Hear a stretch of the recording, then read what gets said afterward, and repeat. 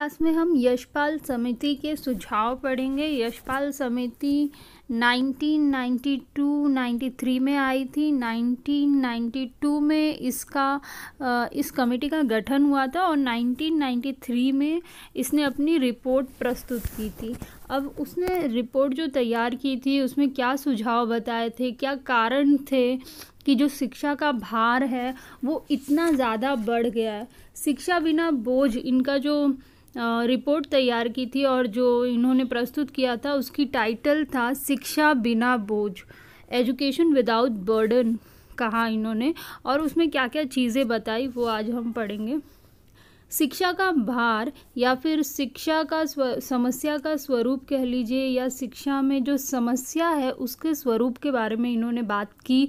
और इन्होंने कहा इस शिक्षा व्यवस्था में पढ़ाई अधिक कराई जाती है परंतु बच्चे बहुत कम समझते हैं। तो इन्होंने कहा कि बहुत ज़्यादा मटेरियल बच्चों को दिया जा रहा है, बच्चे चीज़ें समझ नहीं रहे, बस रट रहे हैं, जो कि बहुत गलत है। जो कंटेंट है वो बहुत ज़्यादा है, मटेरियल बहुत ज़्यादा बच्चों को सिखाया जा रहा है। तो ये एक दिक्कत है, इसकी वजह से जो मेंटल प्रेशर है बच्चों में बढ़ता जा रहा है। प्राथमिक कक्षाओं में बच्चों के बस्तों का भार लगभग 4 किलोग्राम का हो गया है। जो प्राइमरी क्लासों में बच्चे हैं, जो छोटी कक्षाओं में बच्चे पढ़ते हैं, उनके बस्तों का भार भी लगभग 4 किलोग्राम है, जो कि बहुत अधिक है और ऐसा नहीं होना चाहिए। बच्चों को प्रारंभ से ही गृह कार्य, ट्यूशन, कोचिंग जाने के लिए मजबूर किया जाता है। जो एक एवरेज स्टूडेंट होता है उसको इतना ज़्यादा होमवर्क दे दिया जाता है, इतना ज़्यादा पढ़ने के लिए, याद करने के लिए, सीखने के लिए दे दिया जाता है कि उसे मजबूर होकर ट्यूशन, कोचिंग ज्वाइन करनी पड़ती है। तो ये एक गलत बात है जिसकी वजह से ऑटोमेटिकली बच्चे के ऊपर मेंटल प्रेशर बहुत ज़्यादा बढ़ जाता है। बच्चों को दैनिक या प्राकृतिक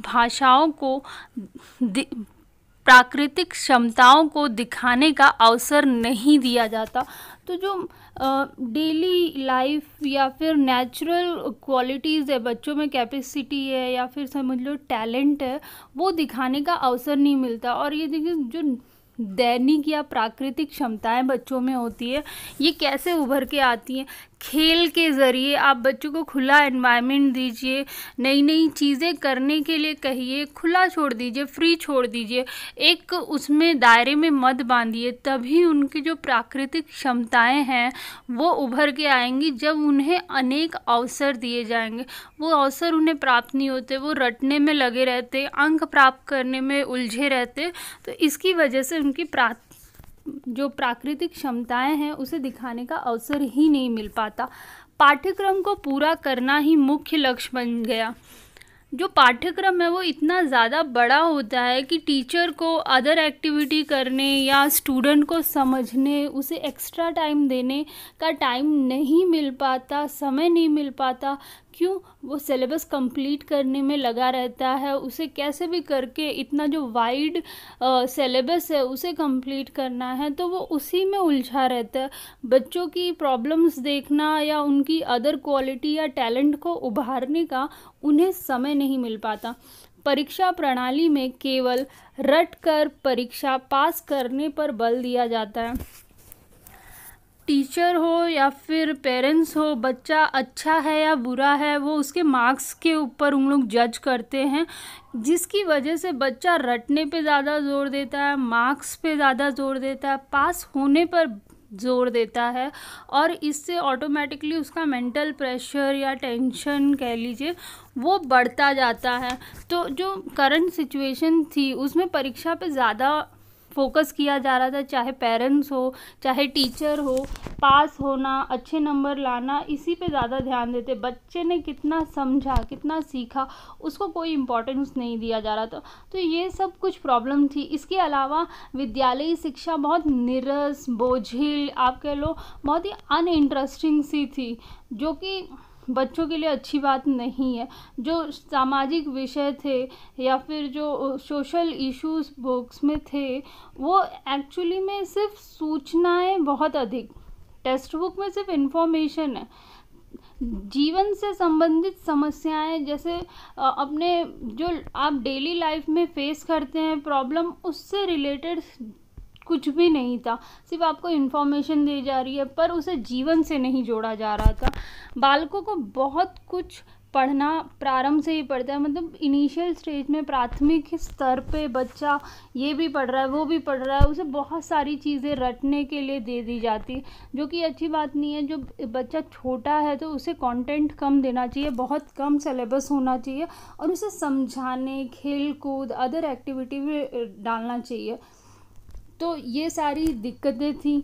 अब इसका सल्यूशन भी उन्होंने बताया। पहले तो उन्होंने बताया कि ऐसी बहुत सारी समस्याएं हैं जो कि करंट जो एजुकेशन सिस्टम है उसमें है, और इसके सल्यूशन के लिए भी उन्होंने कुछ बातें बताई, जैसे कि पाठ्यक्रम निर्माण तथा पाठ्य पुस्तकों को तैयार करने की प्रक्रिया विकेंद्रित होनी चाहिए। जो हम लोग सिलेबस या फिर टेक्स्ट बुक बना रहे हैं उसको तैयार करने के समय ऐसा नहीं होना चाहिए कि 4 बहुत ही ज़्यादा टैलेंटेड लोगों को बुला लिया गया और टेक्स्ट बुक बना दी गई। ऐसा ना हो कि जो स्कूल के प्रिंसिपल्स हैं उनको भी जोड़ा जाए, शिक्षक है उनको भी जोड़ा जाए, और जो पेरेंट्स हैं उनसे भी बातचीत करके उनका व्यू लिया जाए, और ये सब चीज़ों को ध्यान में रख के टेक्स्ट बुक या सिलेबस बनाया जाए, तो ज़्यादा अच्छा एजुकेशन सिस्टम तैयार होगा। बच्चों को व्यक्तिगत रूप से इन पुस्तकों को खरीदने तथा प्रतिदिन घर ले जाने की कोई ज़रूरत नहीं होनी चाहिए। पाठ्य पुस्तकों को स्कूल की संपत्ति समझा जाना चाहिए। जो टेक्स्ट बुक होती है, छोटे बच्चे को बहुत सारी टेक्स्ट बुक रोज़ ले जानी है, रोज़ ले आनी है, उसमें क्लास वर्क है, होमवर्क है, रफ बुक है, टेक्स्ट बुक है, वर्कशीट्स हैं, तो बहुत सारी चीज़ें हो जाती है। तो ऐसा इन्होंने कहा कि जो टेक्स्ट बुक होती है या पाठ्य पुस्तकें होती है उसको स्कूल की संपत्ति समझना चाहिए, और बच्चों को इंडिविजुअली लेके जाने की घर ज़रूरत नहीं है। वो स्कूल आए, टेक्स्ट बुक स्कूल देगा और वो पढ़े लिखे उसमें काम करे एंड देन सबमिट कर दे स्कूल में ही, और फ्रीली घर चले जाए। तो जो इनके बैग का बर्डन है इतना, वो थोड़ा कम हो जाएगा, क्योंकि उन्हें टेक्स्ट बुक ढोनी नहीं है, उसे उठा के लेके जाना, डेली लेके आना, ये काम करने की ज़रूरत नहीं है। तो स्कूल टेक्स्ट बुक को अपनी प्रॉपर्टी समझे, अपने पास ही रखे, बच्चों को घर पे लेके जाने ना दे, वो सिर्फ यहाँ पे आए पढ़े, बच्चों को उन्हें खरीदना भी ना पड़े, स्कूल वाले ही खरीदे वो टेक्स्ट बुक हो गई या कॉपीज़ हो गई, और बच्चे उन्हें यूज़ करें। इससे पेरेंट्स का जो बोझ है वो भी थोड़ा कम होगा, फाइनेंशियल बर्डन उन पे थोड़ा कम होगा। प्राथमिक कक्षाओं में बच्चों को कोई गृह कार्य नहीं देना चाहिए। जो प्राइमरी क्लासेस होती है उसमें होमवर्क नहीं देना चाहिए। बच्चे बहुत छोटे हैं तो उन्हें जो भी सिखाना है, आपको बताना है, वो दे दें, पर कोई स्पेशल होमवर्क ना दें जिससे बच्चा घर पे भी जाके कॉपी पेन लेके लगा रहे और उसको अननेसेसरी टेंशन ना मिले। पाठ्य पुस्तकों में बच्चों के अनुभव तथा सामान्य जीवन की झलक होनी चाहिए। तो जो पाठ्य पुस्तकें हैं, टेक्स्ट बुक है, उसमें जो बच्चों के एक्सपीरियंस होते हैं, हम लोग ने अगर टेक्स्ट बुक बनाई है और उसमें ऐसे ऐसे एग्जाम्पल दिए हैं जो बच्चे ने कभी आसपास वो चीज़ें देखी ही नहीं, तो बच्चा उन चीज़ों को रिलेट नहीं कर पाएगा, समझ नहीं पाएगा, या फिर बहुत ज़्यादा समय लेगा चीज़ों को समझने के लिए। उसका इंटरेस्ट भी उस चीज़ में नहीं बनेगा। क्यों? क्योंकि वो उससे कुछ रिलेटेड नहीं है। इसीलिए पाठ्य पुस्तकों में बच्चों के अनुभव को जोड़ना अच्छी बात है। उसके आसपास की चीज़ें, अगर एक छोटा बच्चा है तो उसके आसपास नॉर्मली जो चीज़ें होती है उसी से रिलेटेड एक्सपीरियंसेस या एग्जाम्पल टेक्स्ट बुक में डालने चाहिए। सामान्य जीवन की झलक होनी चाहिए टेक्स्ट बुक में। जो नॉर्मल लाइफ है, बच्चे नॉर्मली जो आसपास देखते हैं, वो सारी चीज़ें टेक्स्ट बुक में होनी चाहिए। प्राथमिक स्तर पर विज्ञान की पुस्तकें ना हो। प्राथमिक स्तर पे विज्ञान की पुस्तकें नहीं होने की बात की, मतलब जो भी साइंस बच्चों को सिखाना है वो प्रैक्टिकली सिखाओ, चीज़ों के ज़रिए सिखाओ, टेक्स्ट बुक की ज़रूरत नहीं है उसमें। जैसे आप देखेंगे इसमें कहा है कि बच्चों के अनुभव तथा सामान्य जीवन की झलक होनी चाहिए। ये इसलिए भी कहा जाता है क्योंकि बच्चों का इंटरेस्ट बिल्ड होता है। आप देखेंगे छोटी क्लास की जो कॉपीज़ होती है, टेक्स्ट बुक होती है, उसमें फ़ैन देख लेते हैं, बेड, डॉग, काऊ, तो उन्होंने पहले से वो चीज़ें देखी हुई है और जब वो उस टेक्स्ट बुक में देखते हैं तो बड़े इंटरेस्ट के साथ वो चीज़ों को पॉइंट आउट करके उनका नाम लेते हैं, बताते हैं ये काऊ है, बेड है, फ़ैन है, ये हॉल है, मम्मी है, पापा है। तो इंटरेस्ट डेवलप होता है जब बच्चों के अनुभव को उसमें डाला जाता है टेक्स्ट बुक में, या सामान्य जीवन की झलक अगर टेक्स्ट बुक में हो तो बच्चों का ऑटोमेटिकली इंटरेस्ट डेवलप होता है, वो ज़्यादा अच्छे से सीखते हैं, चीज़ों को समझते हैं। भाषा को जीवन से जोड़कर पढ़ाना चाहिए। ऐसी कोई भाषा ना पढ़ाई जाए प्राथमिक स्तर पर जो बच्चे को सीखने में समय लगे। प्राथमिक स्तर पर मातृभाषा का उपयोग हो, जीवन से जोड़ के पढ़ाया जाए तो ज़्यादा जल्दी बच्चा भाषा को सीखेगा या अर्जित करेगा। गणित को रटने की बजाय समझाना, तो गणित को रटने पे ना जोर दिया जाए, उसके जो बेसिक कॉन्सेप्ट है बच्चों को इतने अच्छे से समझाए जाए कि उसे आगे चल के दिक्कत ना हो।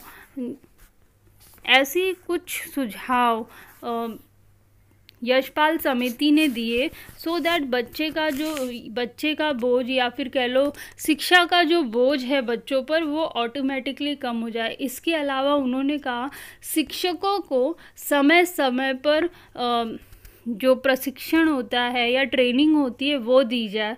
जो सेवाकालीन इन सर्विस ट्रेनिंग होती है कि आप जॉइनिंग आपकी होगी फिर भी आपको बीच बीच में ट्रेनिंग दी जा रही है, क्योंकि आप नई नई सिचुएशन आती रहती है और उससे चीज़ें या उससे उभर के बच्चों को कैसे पढ़ाना है, क्या चीज़ें सिखानी है, वो सब पे ध्यान दिया जाए। तो शिक्षकों का समय समय पे ट्रेनिंग की जाए, प्रशिक्षण दिया जाए, केवल खाना पूर्ति ना की जाए कि बस टाइम पास के लिए कि हाँ ट्रेनिंग है आज पर ट्रेनिंग में कुछ सिखाया नहीं गया, पढ़ाया नहीं गया टीचर्स के लिए। तो ऐसी ट्रेनिंग की वजह से भी टीचर और ज़्यादा अच्छे से बच्चों को चीज़ें समझा सकते हैं और ऑटोमेटिकली जो शिक्षा का बोझ है वो कम हो जाएगा। आज के लिए इतना ही।